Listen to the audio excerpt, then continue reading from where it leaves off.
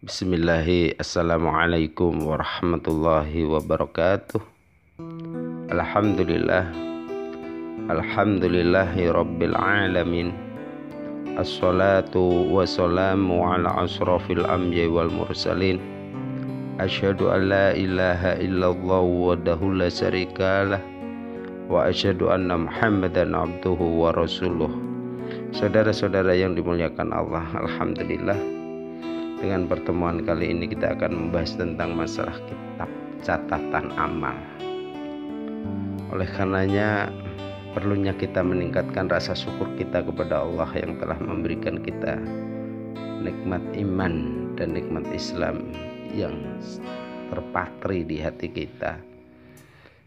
Dengan nikmat itulah mendorong untuk kita selalu bersyukur dan sekaligus meningkatkan rasa takut kita kepada Allah Subhanahu wa ta'ala. Saudara-saudaraku yang dimuliakan Allah, yauma, pada hari nad'u, kami memanggil kulla, tiap-tiap unasim, manusia, bi imamihim, dengan pemimpin mereka.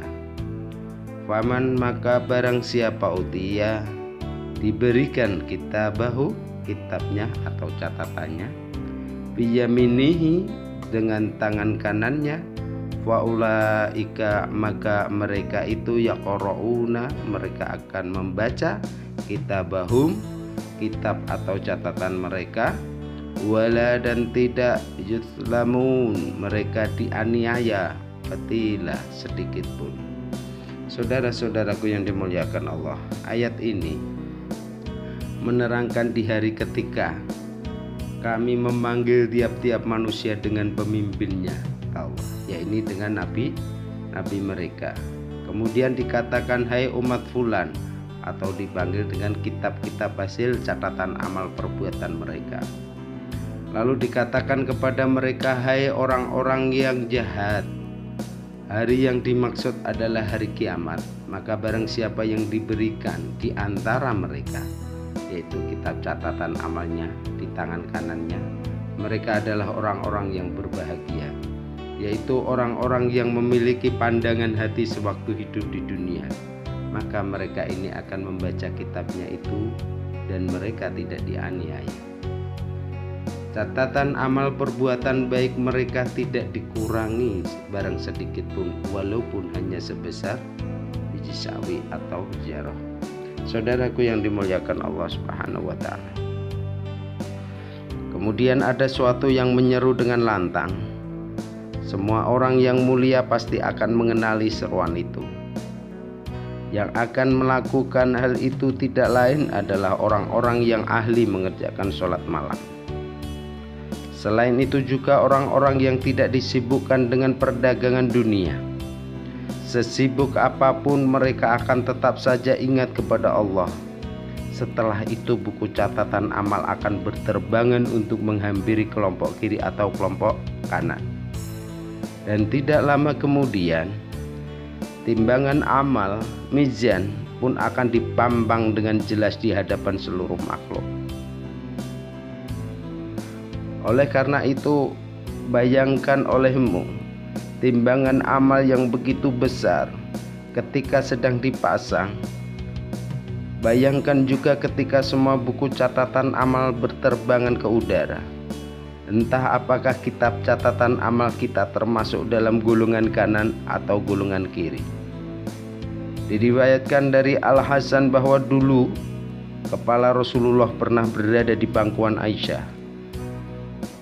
Lantas beliau mengantuk. Ternyata pada saat itu Aisyah teringat di mana pada hari yang sangat mengerikan, yaitu di padang mahsyar. Dia pun menangis dan sampai meneteskan air mata. Air mata itu jatuh ke pipi Nabi. Lalu beliau terjaga karena air mata Aisyah yang menetes di pipi Nabi tersebut. Rasulullah langsung mengangkat kepalanya sambil bersabda, apa yang membuat dirimu menangis wahai Aisyah? Aisyah menjawab, wahai Rasulullah, aku teringat pada akhirat. Apakah Anda akan ingat pada keluarga Anda pada hari kiamat nanti. Rasulullah menjawab, demi zat yang jiwaku berada di dalam genggamannya, sesungguhnya tidak ada seorang pun pada waktu itu kecuali hanya akan teringat pada dirinya sendiri. Apabila timbangan amal telah dipasang dan amal perbuatan manusia sudah dimulai ditimbang, maka Bani Adam hanya akan memperhatikan apakah timbangannya berat ataukah ringan. Sedangkan ketika buku catatan amal dibagikan, yang mereka perhatikan hanyalah apakah tergolong dalam kelompok kanan ataukah kelompok kiri. Begitu juga ketika sedang berada di Syirat, mereka hanya akan memikirkan dirinya sendiri. Diriwayatkan dari Anas bin Malik, dia berkata, pada hari kiamat anak cucu Adam akan didatangkan untuk berhenti di depan 2 piring timbangan. Akan ada satu malaikat yang mengurus timbangan amalnya. Jika timbangannya berat, maka malaikat itu akan menyeru dengan suara yang bisa didengar oleh semua makhluk, si Fulan bin Fulan sukses dan bahagia.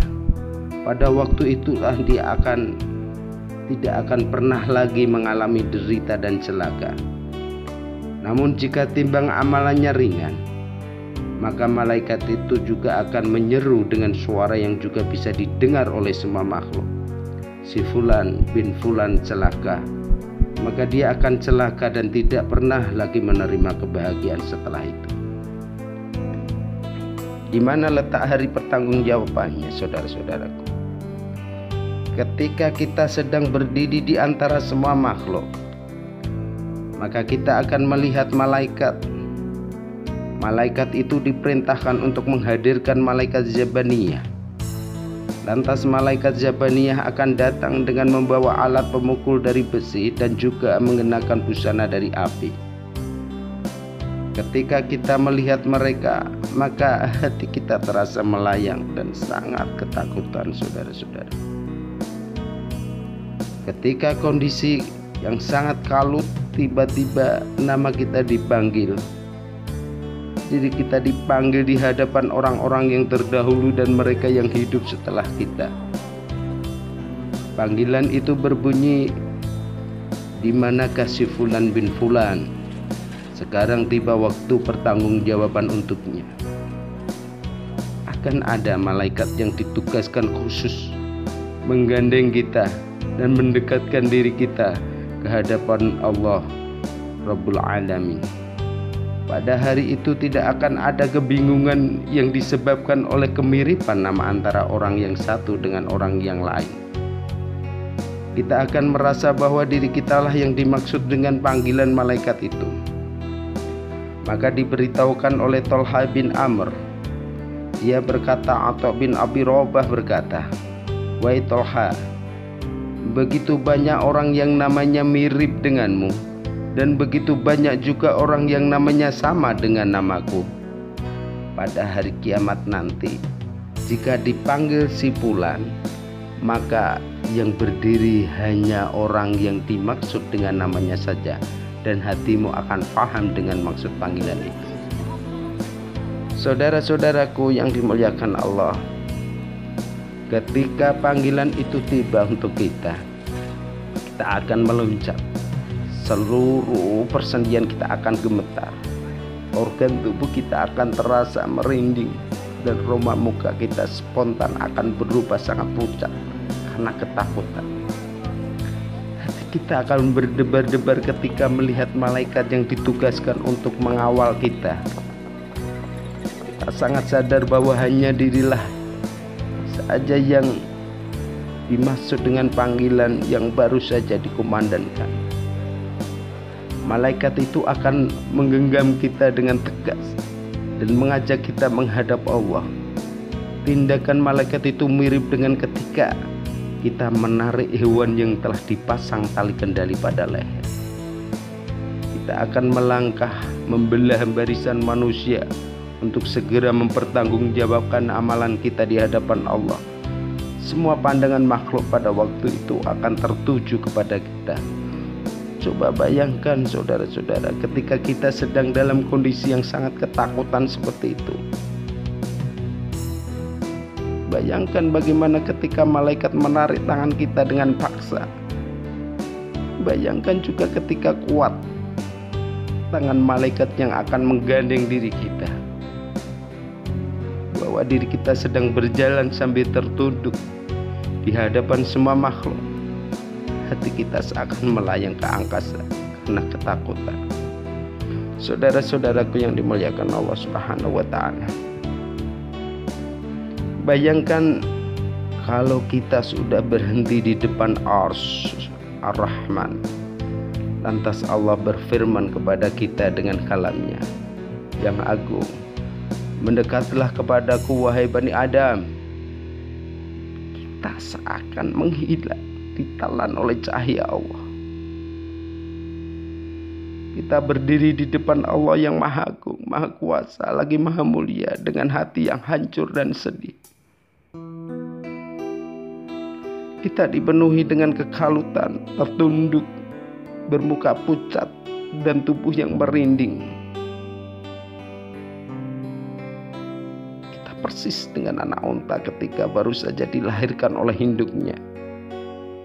Kita akan menerima buku catatan amal yang merekam semua gerak-gerik kita, walau yang sekecil apapun.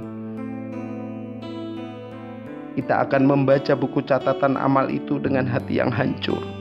Lantas kapan kita merasa takut kepada Allah yang terus-menerus berbuat baik kepada kita?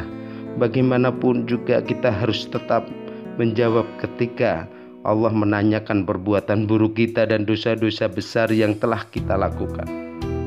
Lantas kaki apa yang akan kita pergunakan untuk berdiri di hadapan Allah? Mata apa yang akan kita pergunakan untuk memandang Allah? Hati apa yang akan kita pergunakan untuk menanggung berbagai pertanyaan dan celaan? Inilah saudara-saudaraku yang dimuliakan Allah, betapa berat ketika menghadapi interogasinya Allah Subhanahu wa ta'ala. Maka Ali bin Abi Thalib pernah berkata ketika di tengah mimbar, ketika di mimbar dia mengatakan bahwa seandainya aku di tengah-tengah antara neraka dan surga, akan aku dikemanakan aku ini? Kalau seandainya aku disuruh pilih menjadi debu, manusia, batu, tentu aku pilih menjadi debu saja. Sudah beres, tidak ada pertanggungjawaban di hadapan Allah. Inilah orang-orang yang mulia yang dijamin oleh Rasulullah masuk surga. Dia masih mengkhawatirkan begitu beratnya. Oleh karenanya, mari kita bersama-sama mendekatkan diri kepada Allah, supaya hati kita merasa tentram karena keberadaan yang memang Allah sudah tunjukkan. Inilah satu informasi yang harus kita yakini, bahwa setiap amal ini akan dihitung dan akan dipertanyakan. Hanya inilah yang bisa kami sampaikan, mudah-mudahan bermanfaat. Kurang lebihnya mohon maaf. Assalamualaikum warahmatullahi wabarakatuh.